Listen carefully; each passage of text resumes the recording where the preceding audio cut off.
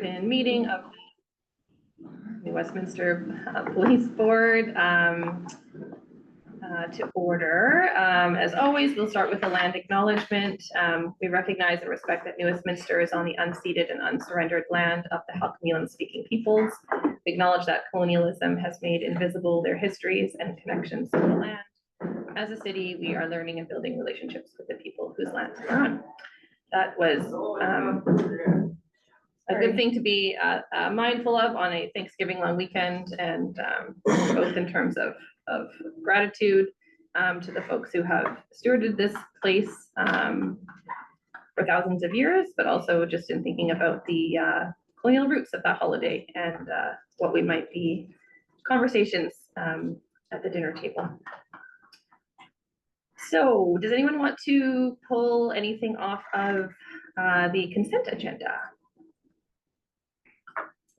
Kelsey? Could I please pull 2.1 and 2.5? 2.5. Yes, anyone else? I don't. I put my hand up, but I don't. Alejandro? Okay, I'm gonna pull 2.7. Just like some quick questions. Okay, can someone move the adoption of the open agenda? Moved. Second. All in favor? Opposed? Carried. Awesome. Okay, so we have some folks here. Maybe we'll do a round of introductions first before we invite you to do your presentation. I'm Tasha. I go by she, her, the chair of the New Westminster Police Board and City Councilor. I'm Nicole with the Purpose Society. I oversee the peer assisted care team. There's no test after this. I'm Linda Fletcher-Gordon, and I'm acting executive director of the Purpose Society. Haley Finnegan, communications at NWPD. Lisa Diana, principal secretary. Mary Trinidad. My pronouns are she, her, and I'm a, what am I? A board member. Yeah, I'm having a very wild day, so. Good morning, I'm Eamon Ward, I'm acting deputy chief. Good morning, Ryan Long, I'm acting inspector of community and special resources. Hi, Patrick Malone, board member. Colin Betts, acting inspector of our investigation division. Sarah Patterson, HR manager at NWPD. Andrew Berry, I'm one of our acting deputy chiefs right now. Olivia, board member and also on full transparency. Being a board member for about 6 or 7 years with the Purpose Society. Jeff Scott, I'm the acting inspector of our administration division. Good morning, my name is Andrew Wickham. I'm the acting inspector of our patrol division. Heather Boersma, vice chair of the police board. I'm Kelsey Wall. My pronouns are she, her, and I'm a board member. My name is Jacqueline Darren, and I'm the manager of finance at New Westminster. I'm Paul Highland, I'm the acting chief constable. So we've just hired a bunch of actors. And they're all standing in. No, everyone's just being shuffled around, but yeah, you have a presentation. I don't know if if you're just speaking to us Just or you're me speaking. Yeah, awesome, great. Well, thank you for having us today. We're invited just to chat about the peer assisted care team, what the work we've been doing, and also how we work alongside New SPD in providing support to folks in crisis. So I'm just going to give a really brief overview of what we do, who we are and what we do, talk a bit about numbers of calls, and the work that we do with the police. So the PACT program is a mobile service that provides support to people here in New West that are experiencing a mental health or substance use related crisis. How it works is that our trained team of mental health workers and peer support workers go out and attend to crisis calls during our scheduled service hours. We currently operate 7 days a week, and our hours of operation are 7 a.m. to 11:30 p.m. And our eligibility to use our service is anyone who's 13 years and older can call to access our service.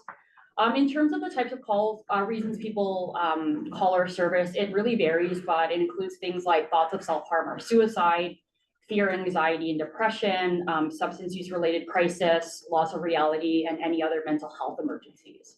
How we respond is by providing crisis de-escalation and counseling.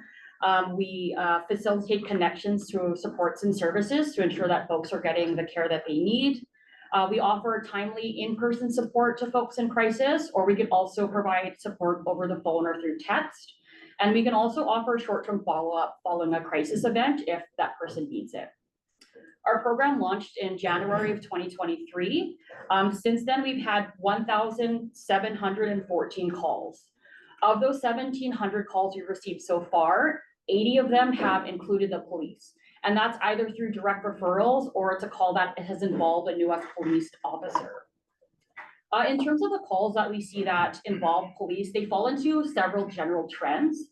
The first is that the new SPD is called for a check well-being for an individual. They arrive, that person is not sectionable under the Mental Health Act, but that person is clearly struggling with their mental health.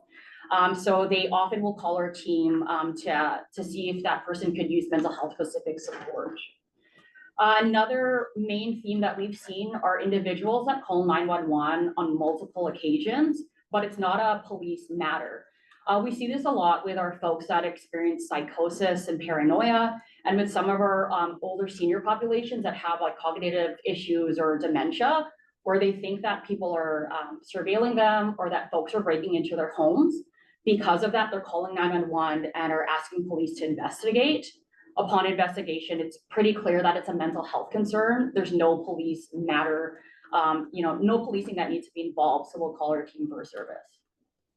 Another thing we see really often are people just stopping in this building and needing help. So we've gotten that a lot with folks that are experiencing a situational crisis. So there was a few just recently where someone just recently got evicted, has never been homeless. They go to the police station, they don't know what to do. We also, again, get a lot of folks, psychosis is a kind of major presentation we see. They're in psychosis, they show up at the lobby of the police station and they're just asking for help.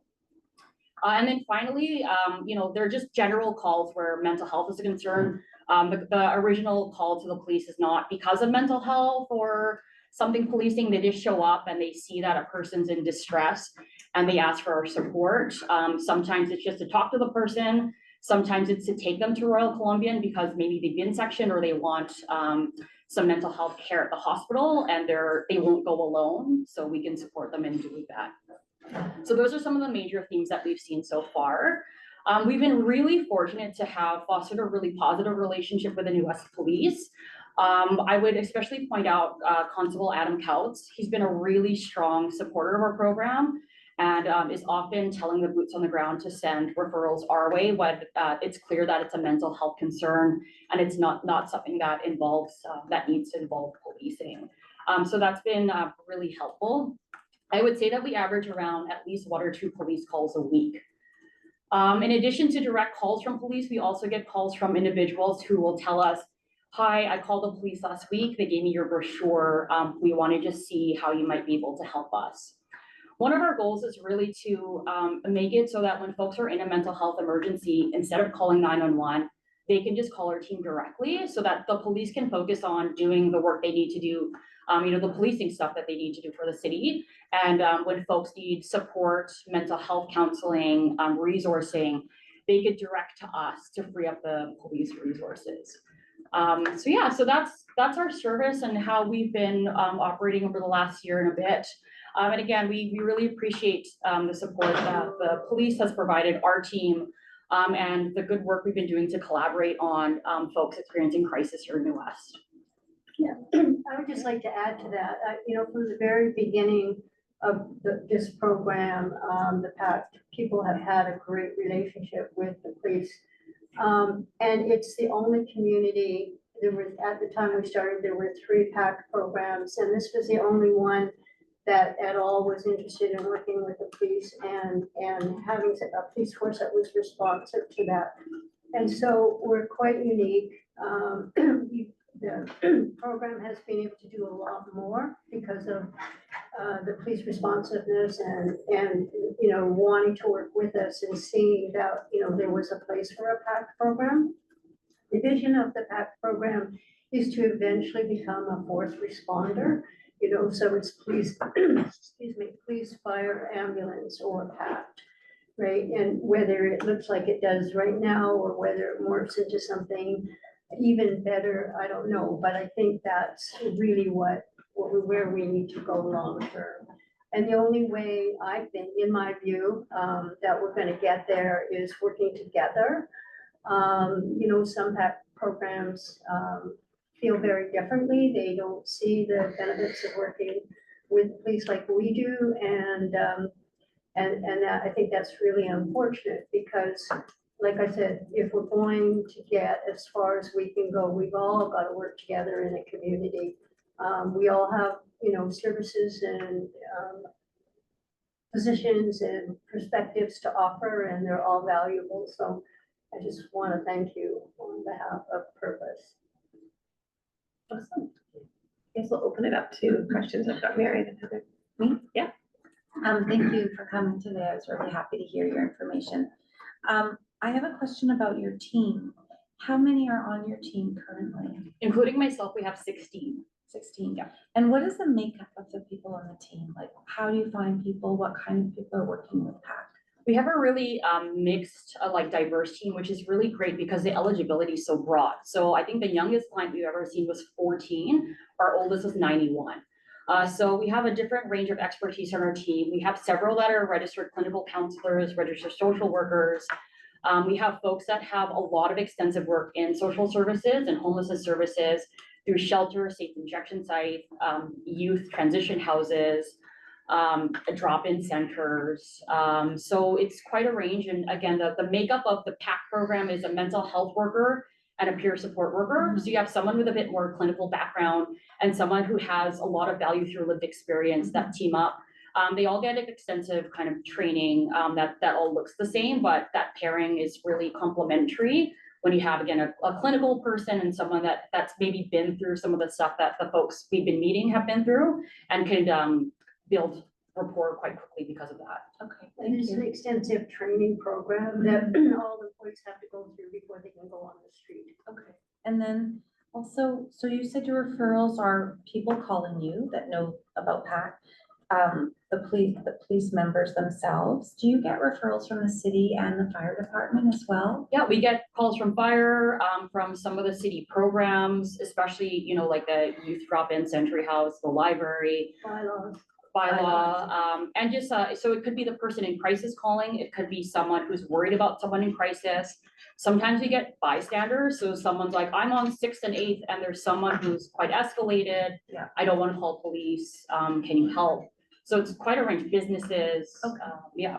Okay, and my last question is, are you sort of at the stage where you can with your team, you can handle the calls you're getting, or and how long might you be sustainable in that place, like with increased calls? We're actually expanding our team right now. So we're hiring more folks to have more capacity to support folks here in New West.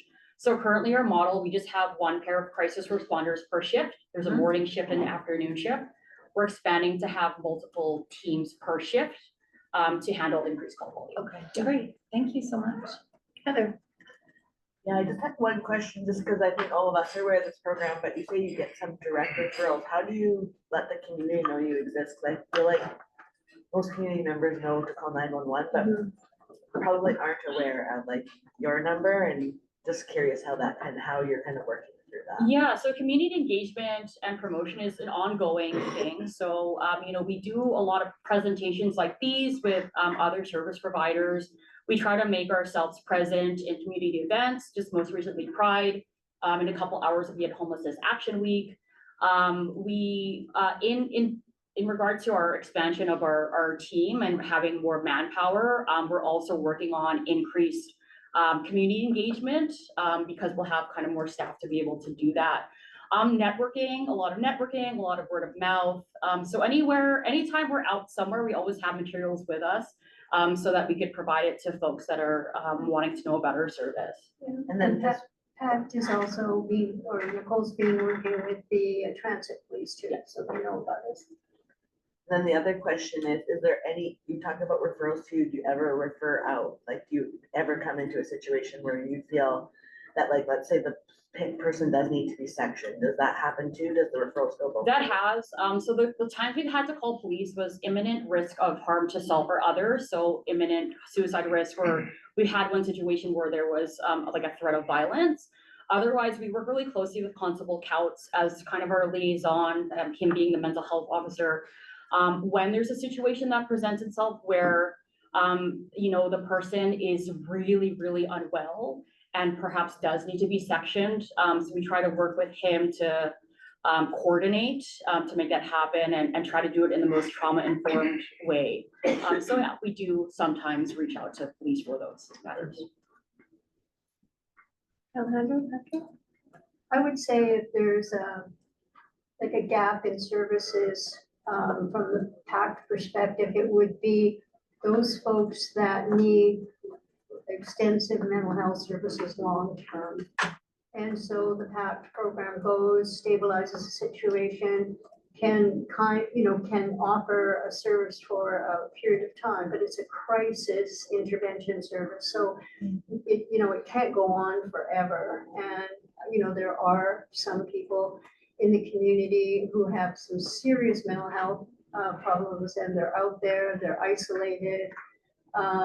It's just not pretty at all. And, we somehow need to start thinking about what's available for those folks. And they just can't get the kind of mental health services. First of all, they're not that available.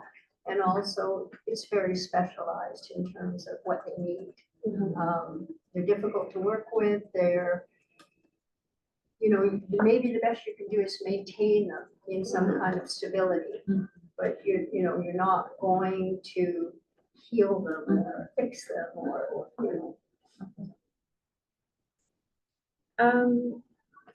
Did anybody else have questions? I have a question.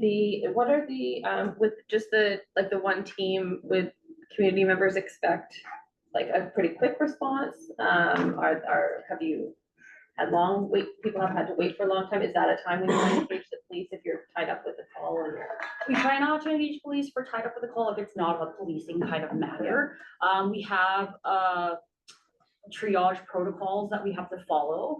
So if right now they were to get 2 calls at one time, it's triage based on urgency. The most urgent call, similar to 911, gets seen first. The folks in the community have been very receptive when we have called them and said, hey, we're just with someone right now. We're available in about an hour's time. Is that okay? And yeah, for the most part, people are like, yes, please, thank you so much. Thanks for letting me know. So that's kind of how we handle multiple calls. It's just we triage based on urgency, and we have a protocol of doing that. And then we just try to communicate with the other folks that are calling around our timeline to get to them. Because our hours of service cover really early morning, late at night, it's really great because we're not rushed. We're not only working like 8 to 4, 9 to 5. We could, if they're ready later in the evening, we could schedule it for later, and there's going to be another team coming. Okay.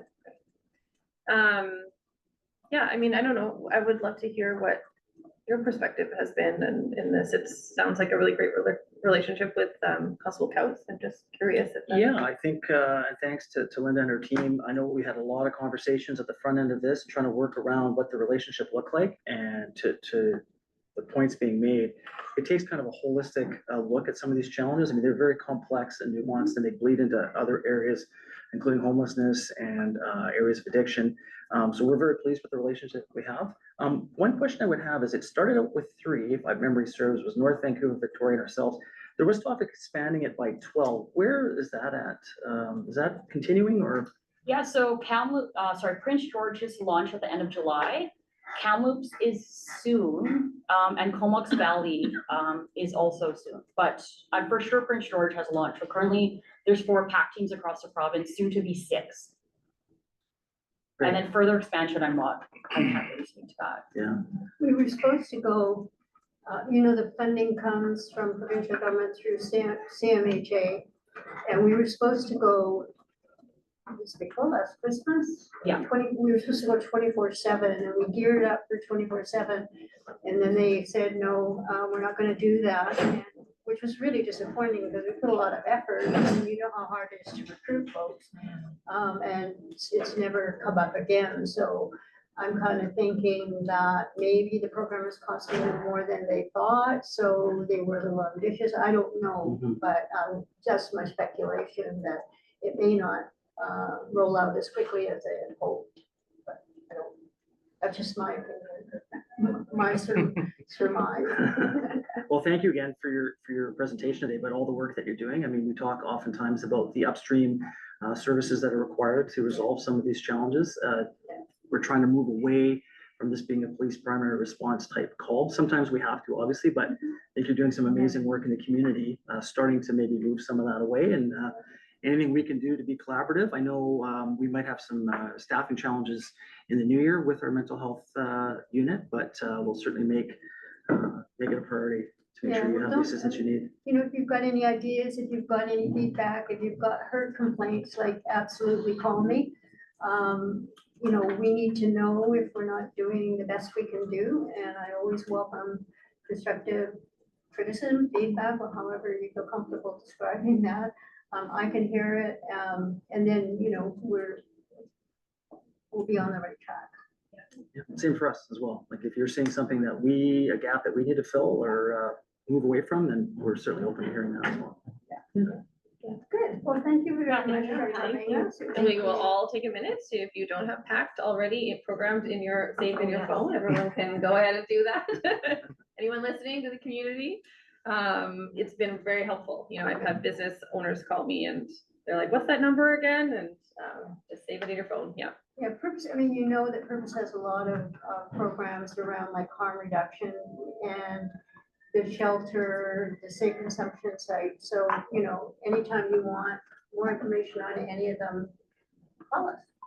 Good. Thank you so much. Thank you. Thank you.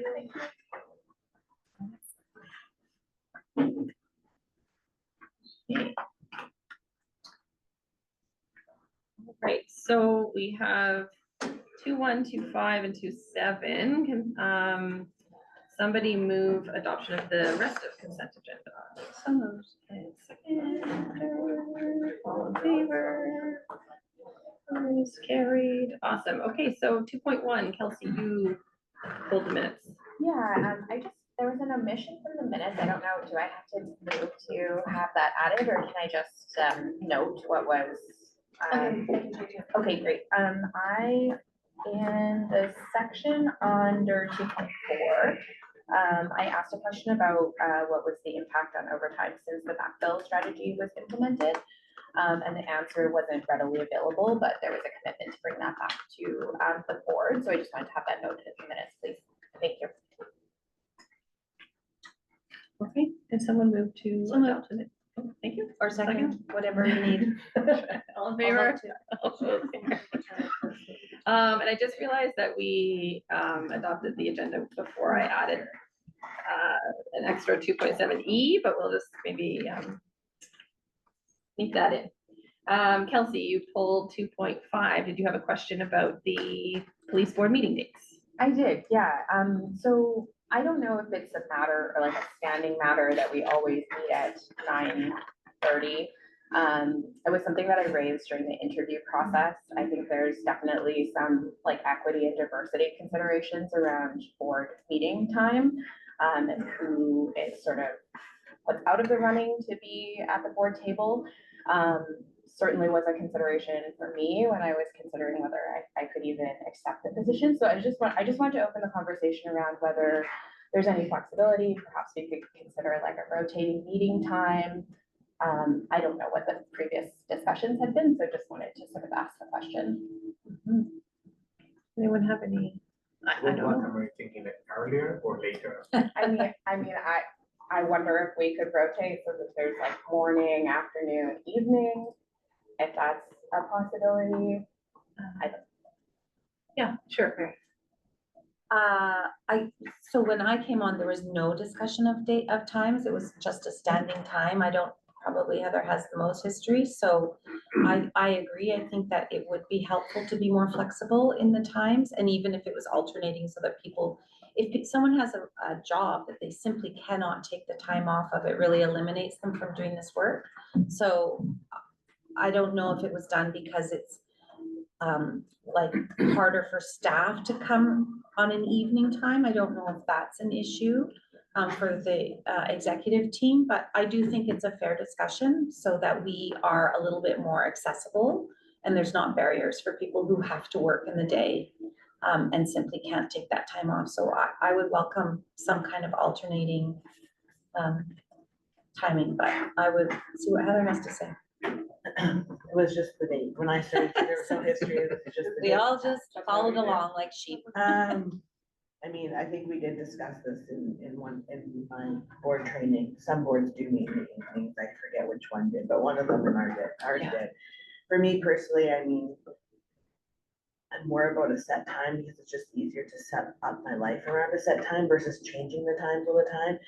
I'm open to a different time of day, but I wouldn't want to have like mornings one week, 1 month, evenings the next. I find that harder to manage versus just putting in a recurring like hold in my calendar for the third Tuesday. So if we were to move it to a different time, like an evening, I'd want it to be recurring at the exact same time. I find that easier to manage, but I'm open to different times of day. I just don't want to. I remember one time changed the time and I came running in with my baby because I didn't have childcare at the right time. So that for me is what I'm trying to like, I would rather be consistent. Yeah, just from my perspective, it's tough for me to say to my employer, I need Tuesdays from 9 a.m. till 9 p.m. depending on the week, and don't schedule anything during that block. That's a tough ask. So consistency is key, I think, too. You keep looking for Drew, but I don't think he's there. I suspect it would be challenging to get all these folks in a room in the evening. No, because historically, that's when we used to It have used them to in the be? evening, probably, I don't know when it changed, but certainly 10 years ago, we did have them in the evenings. It was like I believe a 6 o'clock start. Yeah. Is it a bit more challenging, but again, we can make that work for sure. I mean, it's challenging for everybody, no matter what the time is. And I do know that an evening time would potentially make it easier for members of the public to attend as well, if they were interested in sitting in or participating. But we'll make, from a staff perspective, we'll make whatever the board wants work. Okay. So just Definitely don't have consent. Yeah. So I think for me different on the time. I like the morning, but I think more than anything, we talk about having meetings in different places. So that it would be like not intimidating for the public to come here. Okay. Okay, when do we need to set those dates by, Daisy? It's your choice. It's up to us. Yeah, Okay. it's just so people in the calendar. So I guess I'm hearing two things. One is, and they're in opposition of each other. One that we need more, we need some changing times, and one that it's harder to handle with schedules. So if anyone has a good way of moving forward, Kelsey? Since I was one who suggested the rotating times, I actually just said that because I thought I was disrupting things here. So, I mean, I would be very happy if we wanted to try moving it to the evening, like consistently. Like frankly, as like a young woman in the workplace, like having to take work off, like a big chunk of work off, it's very disruptive. So yeah, I mean, I'm not, the rotating was not like my ideal. Okay, I solution. see, I feel like that was just sort of a compromise Okay. solution. A soft, gentle nudge. Yeah, the nudge in a different direction. And I mean, we could also like try it for this year and then revisit the conversation. Yeah, that's a good idea. Okay, what do others folks think about evening? Drew's not here, but I prefer morning. I'd be okay with it. Heather? Evening, and I have approval for the mornings too, for my workplace. So. I would prefer evening, so I don't have to lose work time. Okay. And I would like to try it. So if it didn't work, you know, if we found it was difficult to get staff or it was challenging to stay focused past 7 o'clock, I don't know. Yes. That's a problem too. But I do think it makes it less of a barrier for the public and for people who might want to do this work. Okay, would that prevent you from, like, I also want to acknowledge that, the people who Some are, workplaces are more focused on the evening, like Alejandro's. Like, right, so that's Absolutely. the other- well, and, That's true. and Yeah. folks have joined the board with an assumption of meeting time, so I don't want to now like exclude. Sorry, Yeah. Alejandro, we have just changed everything. Yeah. No, I think that Would you be able to make evening meetings or I like think it's off the, okay, so why don't we tentatively try like 3 months of it? And then see how that's going and then reevaluate in terms of staff time needs, because also we have, We have lots of daytime meetings coming up. With, yes, but this would be starting I think, in Yes. the new year. And should we also try to look at places outside of the police office or? Just for some context, last time we tried that, there was very little uptake. I don't know if it was related to the 9:30 time or not, but I questioned the value of moving around, given our prior experience. There's tech issues too. Yeah. I think we can explore it. I think from my experience on council anyway, is that we make an effort to have a couple of meetings over in Queensborough, and maybe a couple of people from Queensborough come out. And so the amount of staff time that's required to sort of set us up in a new location doesn't always, we don't always reap the benefits that we hope. It definitely feels more accessible, and it's a good gesture, I think, that we ought to keep doing. But I do worry about having enclosed meetings and, and how we navigate that. But I think we can continue to have that conversation. I would love to have it at CAD. Oh, that's a good idea. I can walk there. Oh, at Tamasout? Yeah. Oh, yeah, that would be, That's a great idea. We didn't Closer. have that as a location before. true. Here I am thinking like, what restaurant could we, I'm like, Yeah. could we have it at El Santo? Tasha, are you saying we would start it now or in January? I think people have already booked off their time now. And so for January, me, it would okay. be January. Okay, yeah. so maybe Alejandro, Yeah. since you prefer days, I'm Is there I'm open. that's just your I'm preference. But maybe you can tell us if I'm there's a open. night that I would be, prefer morning, but honestly. you could do it. Okay, well, let's try it then in January. Is that okay with you? Yeah, totally. And you're thinking a time of 6 PM start, or we're open to that as well, whatever. I guess. 5 or 6. Five. 5 maybe, so 5. it doesn't get so late. Is that hard if you were coming from work? Would that be tricky? Yeah, I think people maybe need an opportunity to eat. Yeah, I have to think Oh, about yeah. this, what day it is, like, I don't even know what day I'm going, days I'm gonna be going to the office, because if I'm in the office, that would be hard for me. Right, okay. I imagine it would be the same date. It would be the dates that are set, but just the evening. That's what I was thinking. Tuesdays. Yeah, but I mean, I'm not at work right now, so I Well, I don't know my see. days. in the Right, okay, well, let's Okay. go,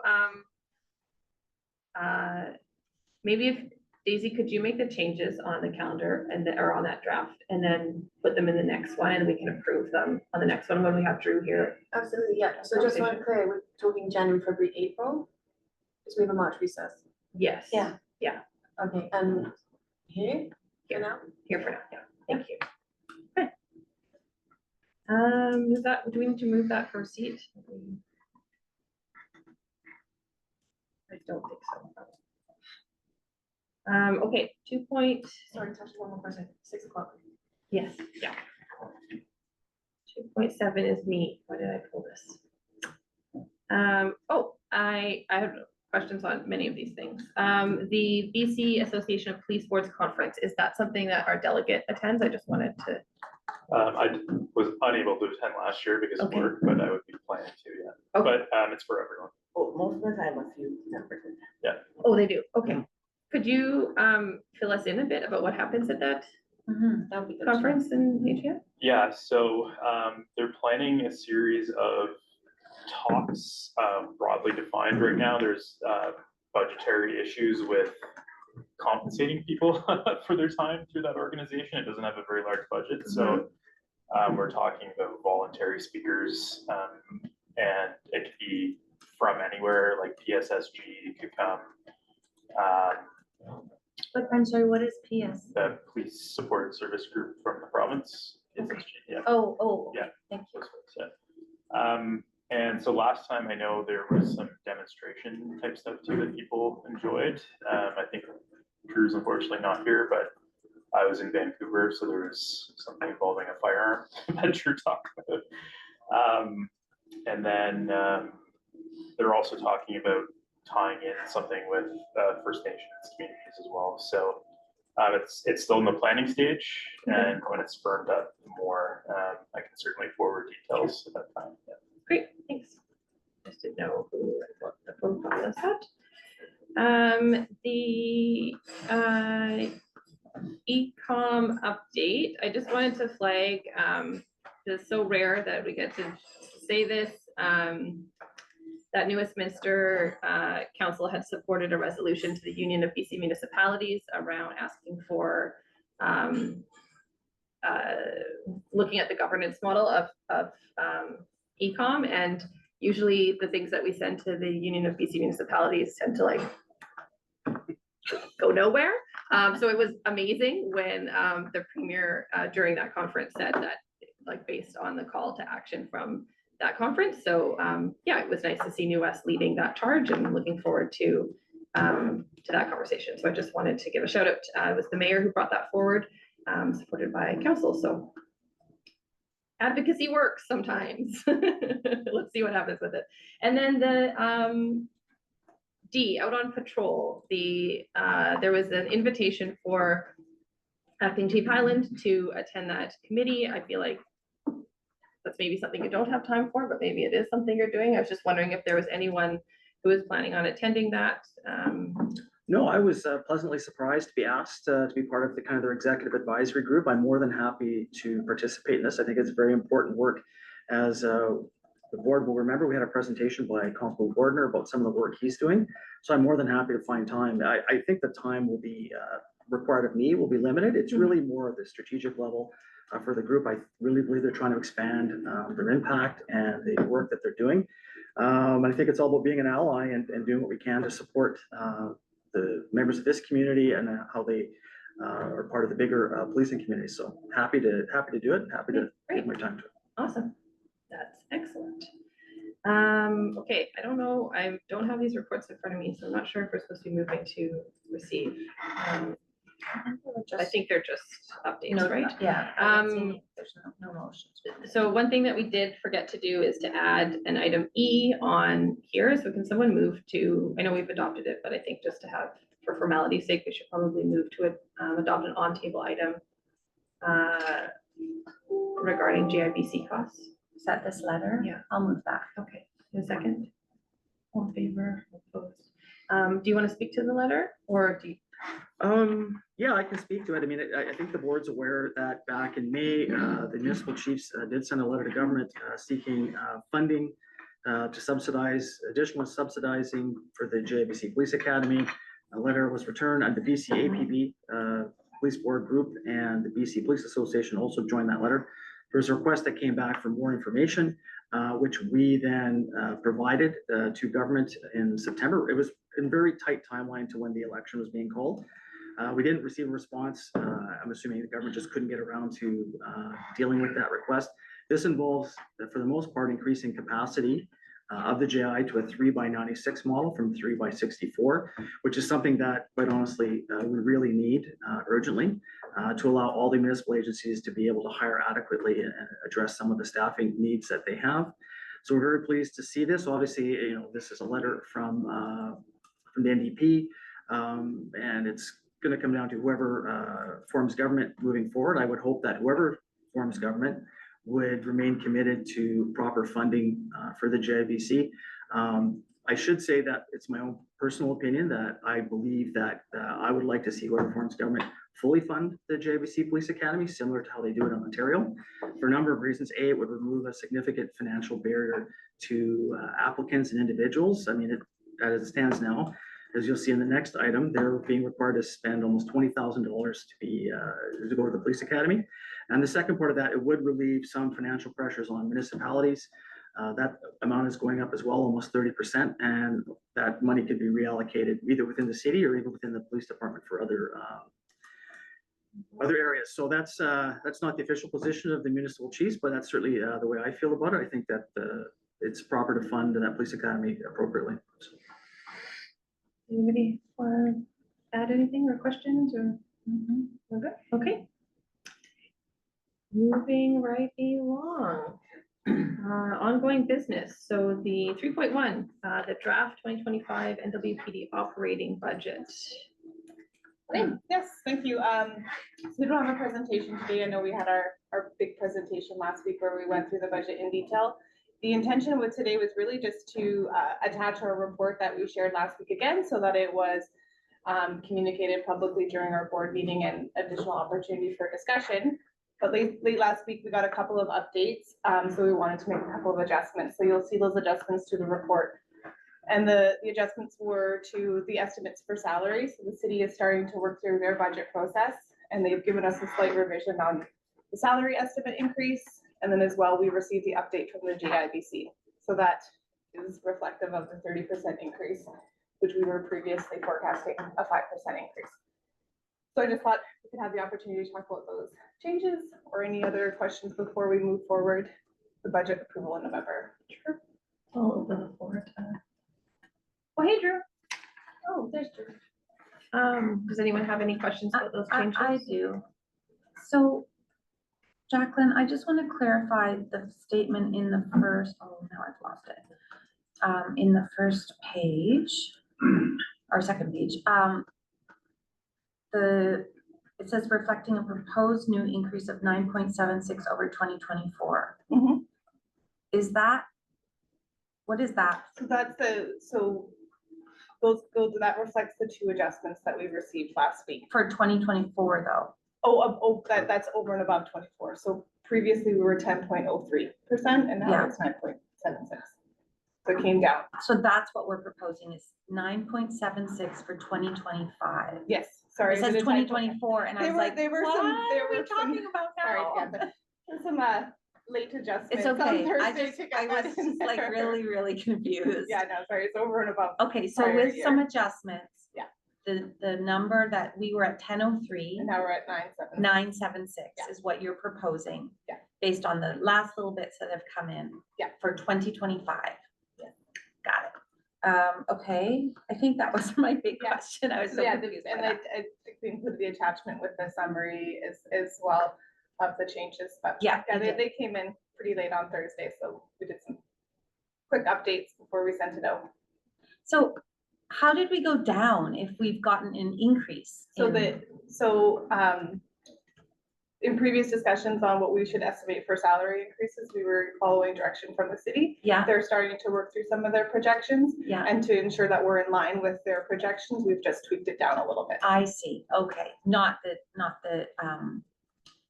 training expense. No, 'cause the that training went has up. gone up, yeah. Got it, but it's a lot percentage, but it's not a lot in dollars. And they have an opposite schedule as us as well, so we didn't need the full request for the full year, depending on where the recruits land in their training. So there will be some of that increase the following year, but it wasn't needed next year because their April 1st start date. Okay, so now we are under 10. Yes. Okay, and when are we formally adopting this budget? Next board. In our next meeting, right? Okay, great. Thank you very much for that clarity. Does anybody else have? Yeah, Kelsey?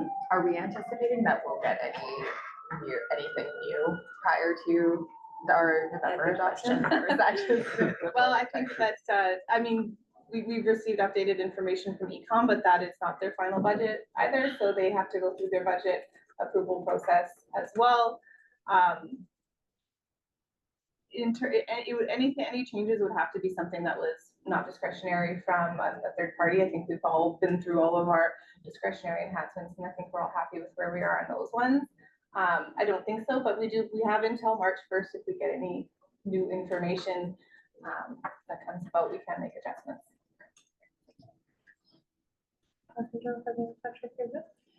More than a question, yes, a question. So how can we share some of this stuff with the community? Because I think that there is the perception that like we're defunding the police and we're not doing anything. How can we share like all these things so police, like the community feels supported and they feel that we're listening? Well, certainly, presenting it now in an open forum is one way. I do know that local media will pick up generally on board discussions related to budget. The first meeting we did have, the first projection, I believe that discussion was in May, was picked up and did receive some coverage. That's probably the main one as far as getting the message out into the community. Traditionally, we haven't done overt media about the budget or where we land, but we can certainly revisit that once the final provisional budget is forwarded or approved in November. But that's the main way that it's happened generally. I wonder, Alejandro, just following up on that comment, have we ever done like sort of a one-pager explanation, like sort of a document highlighting where we land on the budget and what it's made up of, like just a one-page, really simple, easy to understand outline of where the percentages come from and how, how we landed there? Have we ever, I don't think we have we? No, in terms of corporate communications, I've always seen quite a distinct line between the communications that would be coming out of the police board and Right. communications that would be coming out of the police department. Right. So I would empower the police board to create anything that they feel would be helpful to the community and make that available to them. So procedurally, Haley, would you do that for us, or would the board have to figure out how to do that? This comes down to the bigger conversation around board support. I mean, Right. It's something we can have a discussion internally on, is, Yeah. you know, if the board wants some level of community messaging, it would probably depend a little bit on what local media puts out, whether they do or they Yeah. don't. Traditionally, they do. But yeah, I mean, putting out some kind of an infograph is something we can certainly have an internal discussion Even on. if it lived on the website, or like, you know, there's no local paper anymore, so there's Mhm. lots of people that are missing out on, you know, what is reported in the news. So something that if we were questioned, we could refer people to, or something that we could put out as a press release, you know, we have approved our budget and this is what it looks like. And I don't know, I agree that it would be helpful to be more transparent on the budget and what it looks like, just to help the community understand what is all in that police budget. Because it isn't necessarily just police officers, there's other things that make up our budget. So maybe that's a way to help. And I think the transparency is there, but I think, like you said, if we go on in one page, and, you know, Just this is something what we're simple. doing, we Yeah. can brag of, you know, we're doing this, and this. Yeah. And I think that sort of like a newspaper is good, but I think that now everything's in social media. Yeah. Like, and I think that Haley's doing a very good job, like telling things to Instagram, Facebook, and I think that that would be a good story. Yeah. Yeah, we can have internal discussions on that for Okay. sure. Yeah. That'd be great. If it is not, Yeah, tell us. if you don't have the capacity, like, you know, I have a decent working relationship with Canva, I can maybe put together a doing our infographic our sheet or something, you know, but so let us know, like, feel free to push back if that's not, if your work, your plate is already full. So there is a recommendation here that, that the board receive this report for information and provide any potential budget changes prior to the final 2025 provisional operating budget submission in November. Or that we provide staff with other direction. Does someone want to move that recommendation? I'll second. Second, all in favor, all opposed, carried, good. Okay, and then the 3.2 JIBC recruit cost and recovery rates.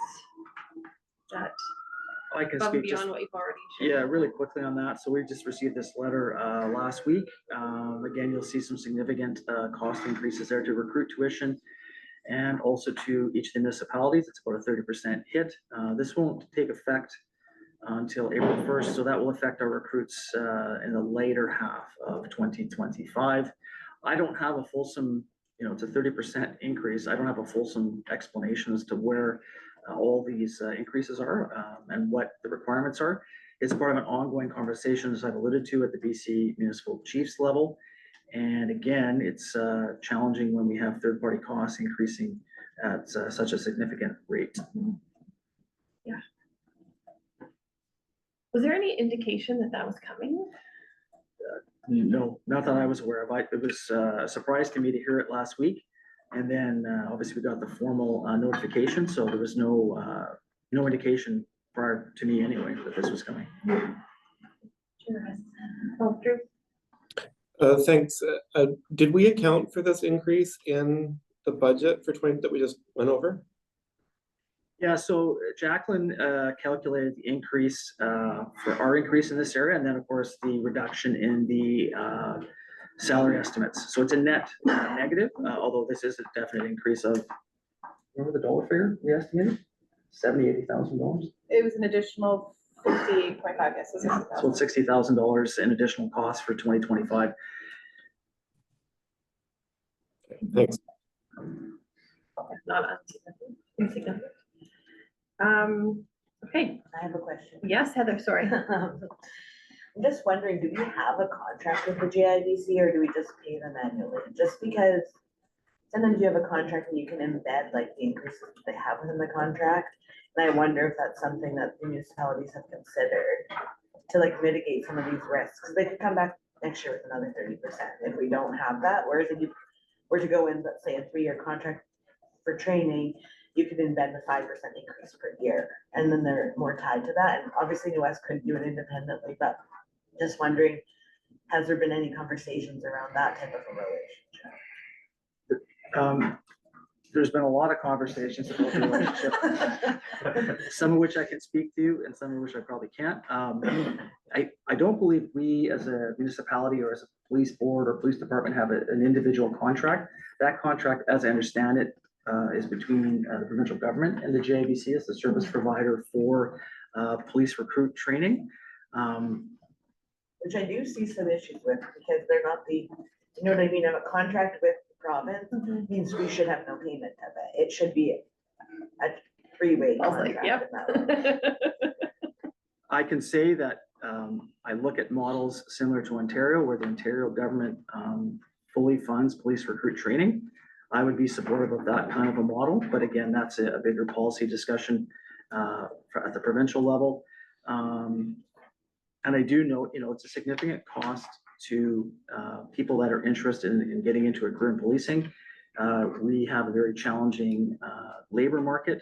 We're starting to see non-traditional recruits, and by that I mean maybe younger people that are just coming out of university that normally we may have deferred until they have more life experience, but looking at them now, they obviously have not potentially been in the workforce, they're carrying student debt. So anything we can do to reduce that, certainly I think would assist us in our recruiting endeavors. And then again, I just think, these costs are going up. These are costs that are being relayed to municipalities. And that money could be, I think, effectively spent elsewhere. And again, I don't know the exact numbers, but if you look at the amount of money or funding that's going to areas like the Independent Investigations Office or the Police Complaints Commissioner, all very important institutions. But we're spending a lot of money on the back end, looking at potential mistakes or misconduct or issues that are going on. Any money that we can invest in the front end, I think, to assist recruits that with their training and their experience, so that we lessen that burden on the back end, I think is important as well. Okay. Good. Okay. I just realized what your earrings say. Oh, did I put them on wrong? Sometimes they're backwards or upside down. Just realized what they say. They say vote. Advanced voting is today, everyone. It's my favorite time of the year. 3.3, the draft 2025 NWPD capital budget. Jacqueline. Yes, okay, so today we have an update on our capital budget for 2025 as well as the 5-year plan. The plan was last presented in July, and we've had some further discussions and worked through with some of our partners. The two biggest updates probably is that we did receive notification from ECOM that their RFP is closed, and they've adjusted, while they haven't finalized anything, they did indicate that the pricing for the radios would be significantly higher than we had budgeted for. So that pushes us to about the $1 million mark for the radio refresh. So in discussions with that, the team felt that it was likely necessary, we needed to delay the replacement of the custodial doors. Just looking at the timing of when we can get an RFP out for that and the lead time up to it and the work that will need to go behind getting those doors replaced, it would likely be pushed into early 2026 as it stood. So the idea was to focus on the radios for next year and having the doors implemented in early 2026. Other than that, most of the adjustments were fairly small. The IT server room looks like it won't be updated until 2026. So we're going to focus on the MDT refresh for the computers in the patrol cars. Any questions? Kelsey, go ahead. Yeah, go ahead. I'm just wondering, I'm sure you've had a thorough conversation about this. Just wondering if there are like trade-offs or risks to pushing this renovation. I know it's a significant amount of money that we need to spend on the ECOM radios. But yeah, I just wanted to hear a little bit more about Yeah, that. I think that we recognize how important important it is. The thought was that like we need to issue an RFP. We've received one quote for the doors, but given the value of the doors and the fact that the company that issued the quote doesn't sound like they can do it from beginning to end of the process, so we need to hire a general contractor. So just the technical stuff that will need to go into that, it's likely won't be able to be implemented to early 2026 anyways. So the plan is sort of to do the work next year, get it sorted, and then make sure we're ready to launch right away. Mary. I just want to understand a little bit more about the radios. So we're replacing the radios because they're obsolete or because ECOM is putting in new radios? Does that make sense? I believe the radios have this, they're at the end of the life Yeah. cycle, so every, I believe it's 5-7 years, they're replaced, so they've been scheduled to be replaced for some time. I don't know if 7 it's years. yeah. Every 7 years, they start to be replaced. And they don't belong, do they belong to us? Or do we kind of lease them from ECOM? No, we lease the band, like the communications part, but not the equipment. Yeah, so there are different financing options. Some departments choose to lease it over the 7 years. The city of New West has always preferred to just purchase out because there is quite a significant interest portion if you do it that way. So it is better from our perspective to purchase rather than to lease. And we've costed that out, the cost versus lease. Yeah, in this it's state. significantly higher To lease them? for the interest, yeah. Okay, and is there a way to phase out? Like, can you have some new radios and some old radios, or do you have to have like all, do you have to replace them That I all? honestly don't know. I don't know if there's any kind of system requirements, right? And making sure that everything is, you know, technologically up to date, so I'd have to look into that. So, Yeah. It's just, it's a big cost. And so I just wonder about like like, do we have to do it this way? Are there other alternatives to financing this replacement? Typically, like, we do lots of equipment refreshes in healthcare, IVs, computers. And typically, it's more cost effective to do it at once, because you have to bring in people to do the refresh, train everyone on the new equipment. Yeah. We haven't like typically like just refreshed half of the IVs on the site, like In it's just like the phases. whole thing is. And then you have all the people to do that work and then. or not. That's, I found that our most cost effective way is usually just all at once. And the radios are obviously an essential Of course. integral part to. Of course, That's of why, course. Yeah. to Kelsey's point earlier, just about the risk assessment between the two projects. Yeah. The radios are a clear winner in our opinion. Yeah. Okay. I have a Anybody else? question.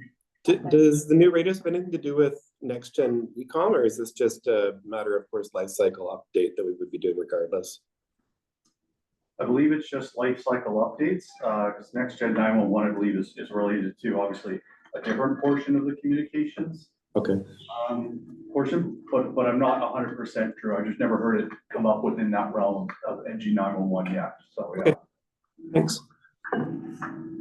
Anybody else? So there's a recommendation here that the board provide feedback and receive this report for information. Someone like to move that? Second, all in favor, opposed, carried. Okay, I think that is the, we will adjourn the meeting. See you on November 19th, and everybody remember to vote. Everyone like, oh, do you do advanced voting? Nope, I'm a holdout. I like actual voting day. I like to, I have a